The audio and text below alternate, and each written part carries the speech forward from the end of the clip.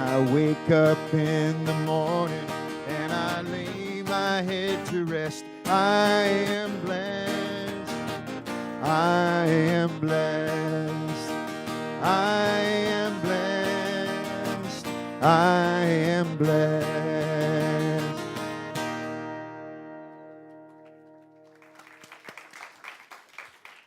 Thank you, Rick. Love that song, one of my faves. Well, good morning, everyone. Happy Sunday, and thanks for being here and celebrating this time together. We are we've been working with a series of lessons, but I also wanted to, we've been working a series of lessons based on the 12 Powers of Man by Charles Fillmore, and also a newer explanation or exploration of the 12 powers that's written by Linda Martello-Whitsitt, who is the wonderful Unity minister down in San Antonio, our neighbor over here. It's called Divine Audacity. And that audacity she's speaking of is dare to be the light of the world. Dare to be the light of the world. Seems like a pretty audacious thing to do, doesn't it? And it's a great opportunity right now to be the world, because it's easy to see that there's darkness in the world, but you don't necessarily, as Martin Luther King says, you don't drive out darkness with darkness. Only light can do that. And so our light is really called for and needed for in this world today. It's needed in ways that perhaps it's never been before. And so we're being called upon to allow ourselves to have that audacity, to have the audacity to be the light and to share that light in ways that we are being divinely guided. We've talked about one of the spiritual qualities is divine love. We talked about zeal as being one of our spiritual qualities. We've talked about understanding as being a spiritual quality, and will, our ability to choose and make choices. We've talked about our imagination and the importance of our imagination, and we've talked about faith and the importance of directing our faith toward the good and toward the light and being an instrument of that. And this week we're going to be talking about one of the spiritual faculties that Charles Fillmore described and discussed, and we're going to be talking about wisdom. And wisdom, Charles actually used the word judgment, but that word has actually been somewhat co-opted since he wrote this book. In many ways, we have found that it's easy for us to use our faculty of judgment to be judgmental. And being judgmental is not necessarily wise. In fact, I would say in many ways it's the opposite of wisdom. And so part of our understanding is that wisdom is really something that includes our ability to judge, but is not necessarily the act of being judgmental. There's a difference, and the difference really has to do with being judgmental has an evaluation of right and wrong. And judgment really has an evaluation and awareness of, yes, this is for me and the higher good, and no, this is not for me and the higher good. And so there's a little distinction between an understanding between judgment and being judgmental. When I was reflecting on this and thinking about it, I was looking for, I always look for different stories, and I came across an understanding about wisdom that really comes out of the mouths of babes. I'm sure you've heard that term, out of the mouths of babes. And certainly you've had that awareness of there's a simple truth oftentimes that children speak. And they reveal to us oftentimes very lasting wisdom. So I wanted to share a couple of points of wisdom from some of our younger brothers and sisters. For example, Patrick, age 10, said, "Never trust a dog to watch your food." And then Michael, age 14, said, "When your dad is mad and asks, do I look stupid, don't answer him." And then Michael, very wise man that he also is, said, "Never tell your mom her diet's not working." Oh, it sounds like wisdom to me. And then Randy said, he was 9 years old, he said, "Stay away from prunes." I wonder how he got that wisdom. Yeah. And then Kyoyo, age 9, said, Never hold a dustbuster and a cat at the same time.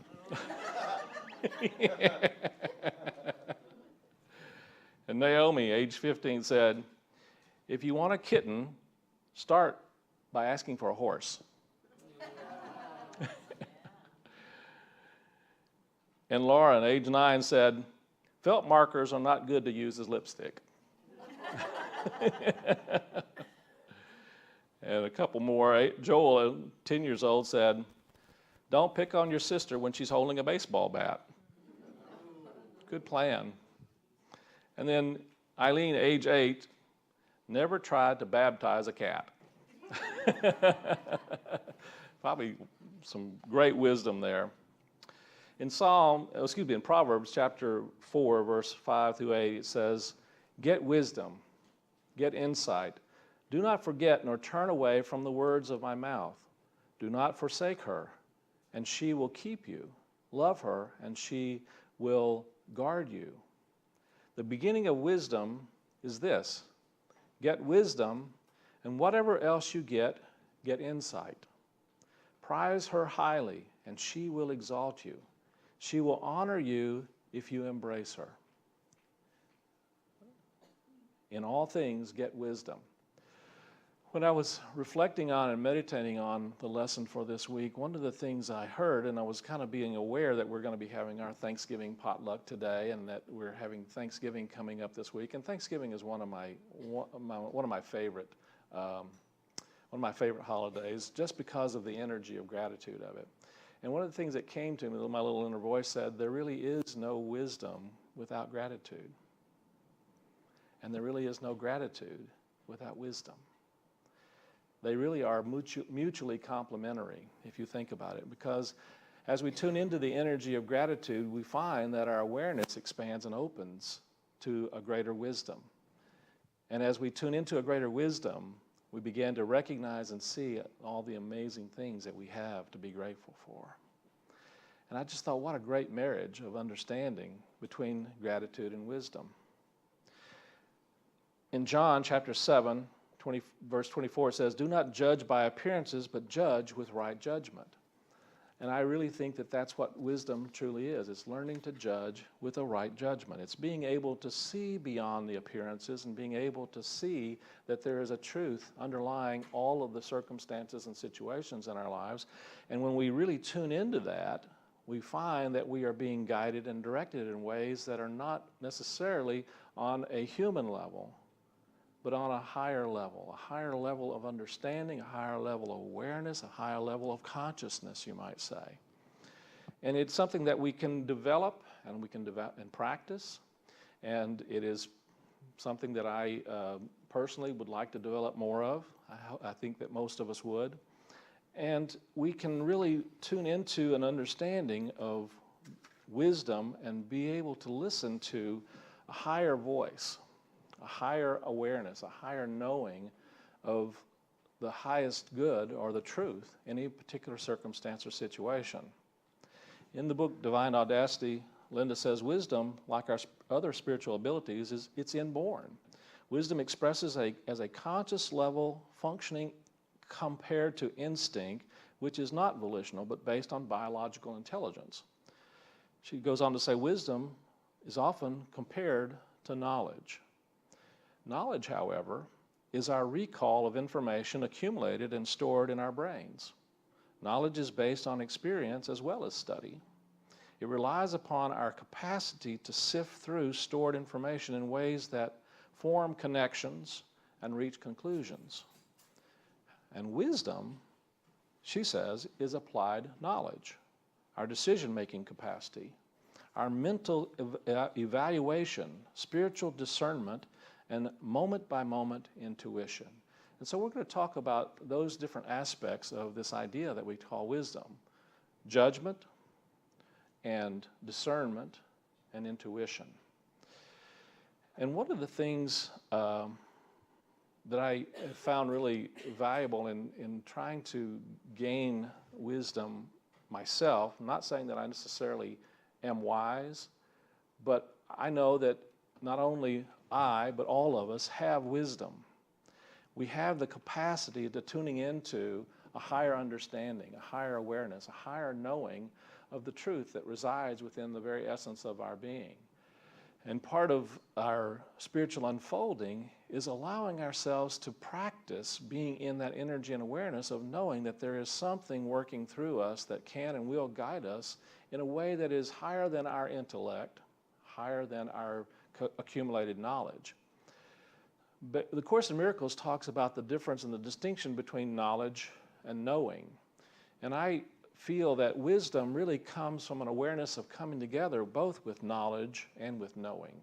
And knowledge, again, are awareness of information, facts, and it's valuable, and it's a valuable thing.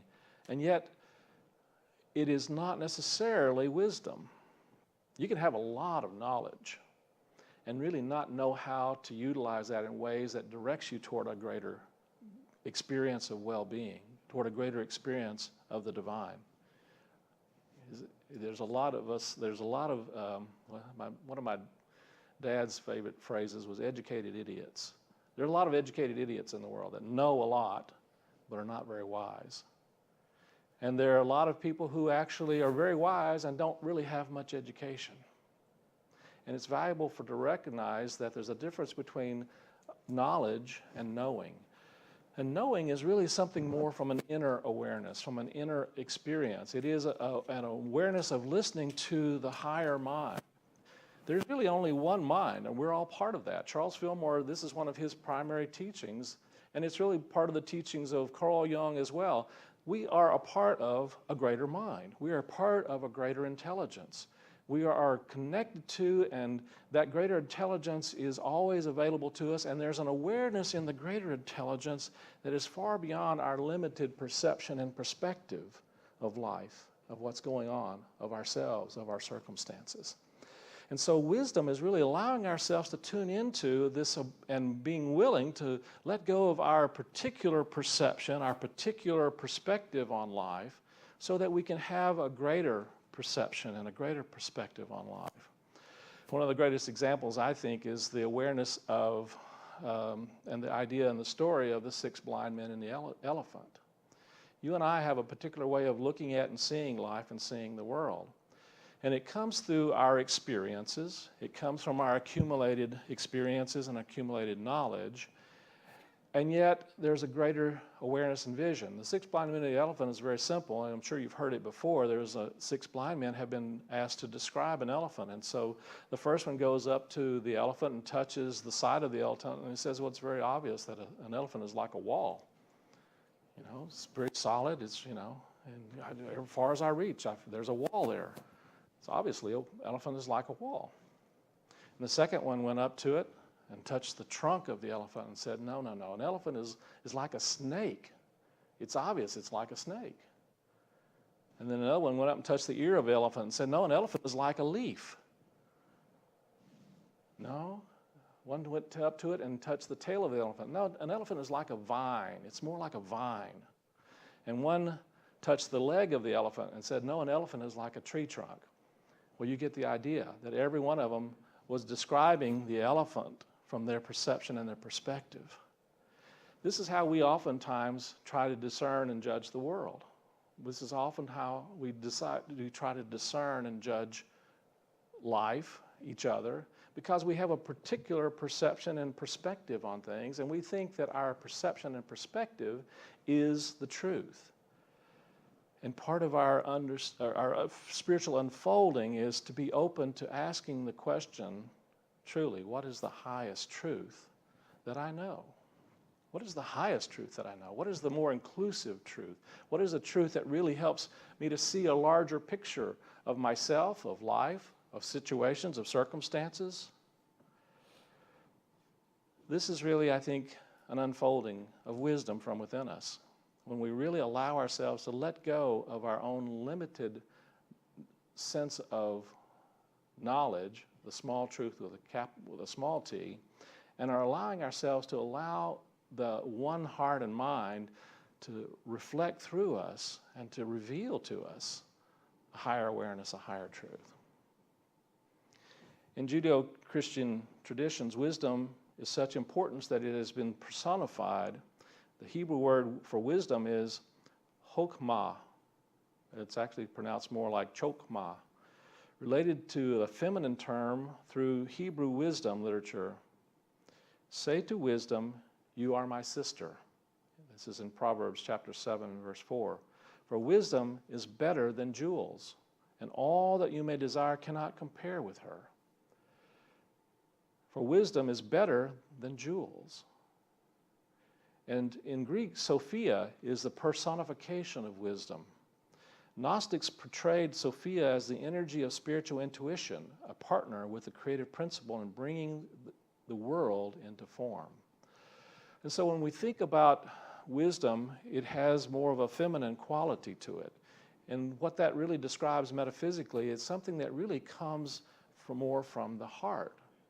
Metaphysically, when we talk about the male aspect, it really has more to do with the head. But when we talk about the feminine aspect, it really has to do more with the heart. And so true wisdom is not available to us unless we are absolutely tuned into the energy of our heart. It really allows ourselves to really tune into a greater knowing and experience of a higher truth. There's a wonderful, many of you have heard me talk about the Institute of Heart Math and the understanding that there's an intelligence in the heart that actually tells the brain how to function. And it tells the brain how to perceive. And when we really listen to our heart and look through that space and look through the energy of the heart, we're actually seeing the world differently. But if we're actually shutting down our heart and we're only thinking with the intellect, we actually see the world in a different way, and we see it more from a place of darkness. And so part of our work is to learn to balance the two, to balance both the head and the heart. And it's through the balancing of the head and the heart that we're more able to tune into a greater understanding and awareness. Charles Fillmore in the 12 Powers of Man says, in the body, conclusions are reached through experience. In intellect, reason is the assumed arbiter of every question. In spirit, intuition and inspiration bring the quick and sure answer to all the problems of life. And so one of the things that really helps us to develop wisdom, but also gets in the way of it, is the idea that we have to figure it all out. You understand what I'm talking about? It's probably one of our biggest opportunities and also one of our biggest challenges.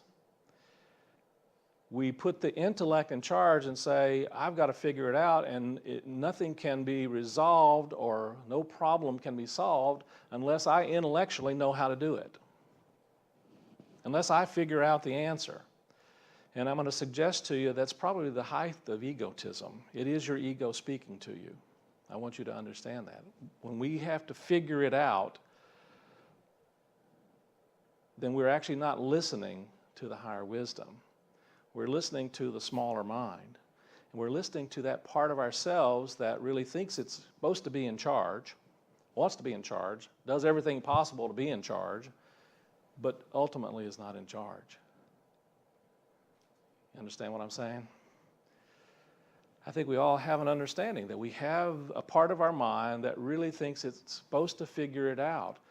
But it's the very thing that blocks us from being open to allowing information and awareness from a higher level and higher vibration, you might say, of intelligence. And by listening to that higher intelligence, we can find that there is information that comes to us that is not a part of our intellectual awareness. It's not a part of our knowledge base. Judgment is important to us, however, and it is important to be able to use the faculty of judgment to be able to see and compare and contrast, and to acknowledge that there are those things that are, as I like to say, life-enhancing. There are those things that are life-depleting. We have a tendency to put labels on those as good and bad. And they're not necessarily bad. Well, sometimes they're not necessarily good. Sometimes they're just simply life-uplifting, and sometimes they are life-depleting. And we want to tune into those awarenesses and make those choices that are allowing us to move into a greater experience of our unique divine nature, of our well-being, And we want to begin to listen to that still small voice within us that shows us how we can move into a greater experience of the divine blessings. And we also want to not necessarily listen to those energies, those thoughts that move us into a place of fear and darkness and separation. Fear and darkness and separation are, you might say, the fruits of the ego. They're the fruits of the ego consciousness. And so our work is not to use that energy to be judging others, or even ourselves for that matter. When we're in that energy, when we're in that consciousness, we are misusing the faculty of judgment. We're actually saying to ourselves, wrong, bad, not good enough, and all the different variations of that. Should have, shouldn't have. You know, anybody know those? Yeah, we all got those. But those are all coming from an ego consciousness. Now, when we move into a different way of understanding, when we move into an understanding of can and will and possibility, we're more open to really allowing the divine wholeness within us to express and to form. Charles Fillmore in The Revealing Word says, judgment is the mental act of evaluation through comparison or contrast. I think it's important for us to be able to compare and contrast, but not in a sense of evil and good, but of life and not life, you might say. And so as we tune into those energies and those thoughts, those feelings, those vibrations, those awarenesses, those perceptions that lift us into a deeper and higher and richer awareness of our unique divine nature, we're moving into and expressing more of the qualities of wisdom. Another term that I like in terms of thinking about wisdom is discernment. We get a hold of a divine idea, and a divine idea is something that really exists beyond our own understanding and awareness of it. It exists as a truth, and a divine idea is like love in itself is a divine idea. A divine idea is care and compassion. A divine idea is wisdom itself is a divine idea. And so when we tune into a divine idea, I see that our imagination, which is another divine idea, in that we benefit and we're inclined to get things going. We're inclined to movement. We're inclined to making choices and decisions that allow us to see a path in front of us that really lifts us into a higher place. It's a way of seeing beyond obstacles and challenges and difficulties. One of the things that in my mother's great wisdom, she has a plaque that says, and I don't remember who first said this, but she has a plaque at her home and had it in her store for many years, and it says, obstacles are what you see when you take your eyes off of the goal. And wisdom is always being able to return back to seeing where you're headed, what the goal is, what your true desires are. And so discernment is generally equated with judgment, although it is a particular kind of perception. It's sensing without judgment. Sensing without judgment. In many ways, discernment is the ability to simply not rely upon facts, but on spiritual principle. The more we discern the truth and the awareness that there is a truth in every circumstance and situation, and really are open to looking for and being open to hearing and seeing and feeling that truth, the more we are tuned into the higher energies and vibrations of truth. And we allow those awarenesses to come through us in times of challenge and difficulty and circumstance. She gives a wonderful example of this in a way of listening to our intuition and discerning how we need to respond or react to a particular circumstance or situation. She talks about Dr. Barry Brazelton. He's a pediatrician and author of more than 30 books about child development and parenting. and this was in an interview on the NPR in All Things Considered back in 2005. He said he recalled an observation of a mother and child in a grocery store, and the child was crying, and the mother was swatting the child, telling the child to stop crying. So imagine, it didn't quiet her. Can you believe that? And Brazelton wanted to basically pin the mother's arms down so she would stop swatting the child. But, yeah. So his approach to the mother, he said to her, he stopped for a moment, he listened, and he asked the question, what do I know about this mother and child?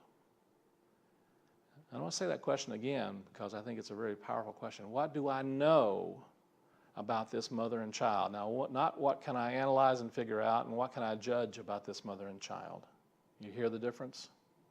What can I know? In one of the ways I would paraphrase this, what is the highest truth I know about this mother and child? And in asking that question, he got an awareness and an insight, and this is how he responded. He went to the mother, approached her, and said, "It sure is no fun when you have to take your little one shopping, is it?" And the mother went to the floor crying because someone understood where she was coming from and what was going on for her. Someone heard her care and her need. And the mom looked incredulous and sat on the floor and cried and relieved that she was understood. And by now the child had stopped crying and went over and crawled into the mother's lap to comfort her. So instead of lashing out and trying to pin the mother's arms, he listened, he discerned, and he spoke in a way that was of great compassion and allowed for the natural healing of a mother and child to come forth, which he knew was there. It's not always easy when we find ourselves in circumstances and situations that we see as being unjust, that we see as being harmful. It's not always easy to listen to the wisdom and simply not react in more judgment and more fear. But it really is the way, isn't it? It is the way. And the more we can tune into an understanding that there is a spiritual guidance that happens in us and listen to that. And yes, take action. You see, there is no wisdom also without actually doing something with it. If we receive guidance and we sit on it, is that wise? Oftentimes, we find that we are guided to do things that can make a really difference, and yet we find ourselves holding back. We find ourselves not in action. We find ourselves sometimes frozen and not really listening and hearing. See, intuition is our aha, but it's also our uh-oh, which I don't, it's not my words, that was actually Linda. I thought that was a great awareness. It's a moment-by-moment access to our internal guidance system.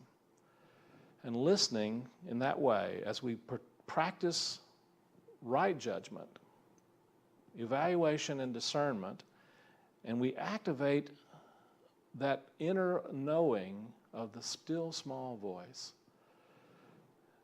That still small voice that always speaks to us of a higher truth, of a higher energy, a higher vibration, a deeper knowing of not only our unique divine nature, but the unique divine nature of all of those in our lives and world. And it helps us to look beyond our own perceptions and perspective on life and see that there's something greater at work. It helps us to see that there's a way for us to participate in life in ways that we probably had never even imagined before. And it really reveals a lot of not only the truth about what others are, but it helps to shine the light of the truth of who and what we are. And so I wanted to talk a little bit more about the idea of gratitude and wisdom. Melody Beatty, wonderful teacher of recovery, says gratitude unlocks the fullness of life. It turns what we have into enough. And more, it turns denial into acceptance, chaos to order, confusion to clarity. It can turn a meal into a feast, and a house into a home, a stranger into a friend. And so one of the most wise things that we can do is tune into the energy of gratitude. The energy of gratitude is probably one of the highest vibrations that we can tune ourselves into. And when we tune into the energy of gratitude, we find that it attracts to us even more things to be grateful for. Oprah Winfrey said, "Be thankful for what you have and you'll end up having more. If you concentrate on what you don't have, you will never, ever have enough." And so part of our unfolding and experiencing more is being grateful for the wisdom that we do receive and being open to receiving even more spiritual guidance in every aspect of our lives. Albert Schweitzer once said, "At times our own light goes out and is rekindled by a spark from another person." Each of us has cause to think with deep gratitude for those who have lighted the flame within us. I love that quote. Deep gratitude for those who have lighted the flame within us. And one of my favorite teachers, Wayne Dyer, says, "Give yourself a gift of 5 minutes of contemplation in awe of everything you see around you. Go outside and turn your attention to the many miracles around you. This 5 minutes a day regimen of appreciation and gratitude will help you to focus your life in awe." And so gratitude, I think, as I got in my meditation, gratitude is one of the paths to wisdom. And it's not only one of the paths, but it's also one of the fuels for wisdom. And so as we move into the time of Thanksgiving this week, let that energy of gratitude be a part of what helps you to guide you into knowing the blessings that, one, are already available to you, and as my lovely wife Julie likes to say, for blessings that are already on their way. And so it is. That's our homework for this week and probably the rest of our lives, so have fun with that and really take some time to reflect on, meditate on the energy, the consciousness that is in you that is higher than a limited awareness of the truth that you know. And you're in a particular circumstance or situation, ask yourself the question, what is the highest truth that I can know about this person, this circumstance, this situation? And then be open for the gratitude, knowing that that awareness is coming to you as you need it. Let's begin and prepare for our meditation time. So we move into that place of stillness, move into a comfortable position. If you have something in your lap or your hands, gently set it aside. And if you have something going on in your thoughts, just take a moment and gently set that aside for a moment. Just observe them, but let your attention move back from them. Breathing in and out, relaxing the physical body. Breathing in and out. And begin to breathe into your solar plexus, this place within you that might be called the pit of the stomach, behind the stomach itself. It's considered the other brain because of the many nerves and sensitivities there. See if you can just breathe into that space, that place, allowing the stomach to relax. And we allow the light of wisdom that's represented by the color yellow, a yellow light to shine like the midday sun in that area of the solar plexus. And we bathe that solar plexus area with that brilliance of the light of divine wisdom.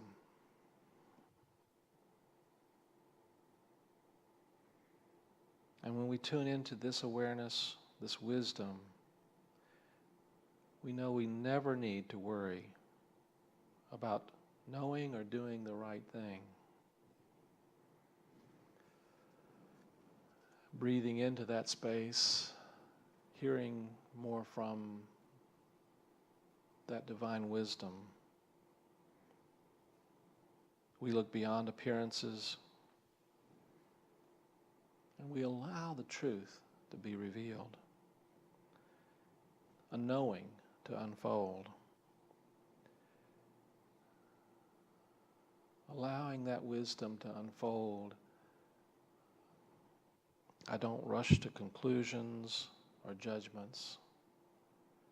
I simply listen and discern. What is the highest truth that I can know in this circumstance, this situation? And I am open and know and trust that everything that I need to know is truly within me. For I am one with the one heart and the one mind. I listen for that Christ nature within. And listen from the highest truth of that Christ nature, that divine connection and oneness with Spirit. Divine wisdom is my spiritual name and nature. And I can trust my ahas and, yes, my oh no's or oh-ohs. There is wisdom moment by moment. Just breathe into that knowing. And just feel and say silently to yourself, there is wisdom moment by moment. And I discern through divine wisdom my deep inner sense of direction. And I trust and follow my inner voice of wisdom. And I rest easy, centered in spiritual integrity. I am true.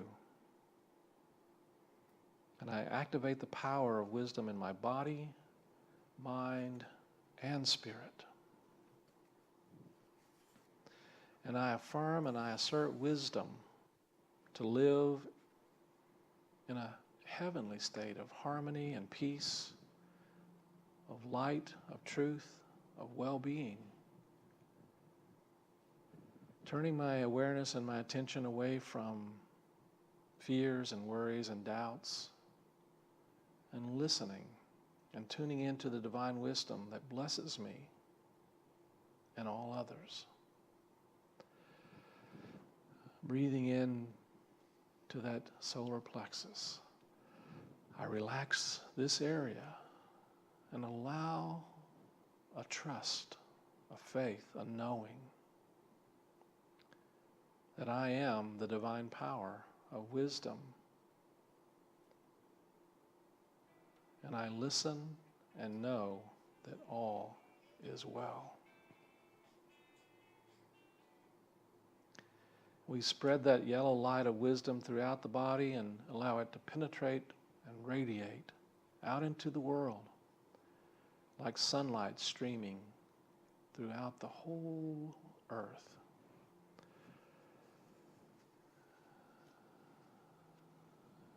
Breathing in and out, give thanks. And as you give thanks, know that you are opening doors to even higher and greater wisdom.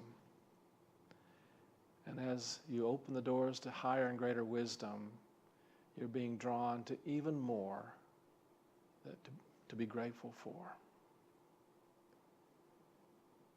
Take a nice deep breath now. Breathing into not only the solar plexus, but the heart space. Allowing that energy of wisdom to rise and to direct and guide our thoughts, our vision, our awareness, our perceptions. And so it is. Take another nice deep breath, and when you're ready, gently open your eyes. And so it is.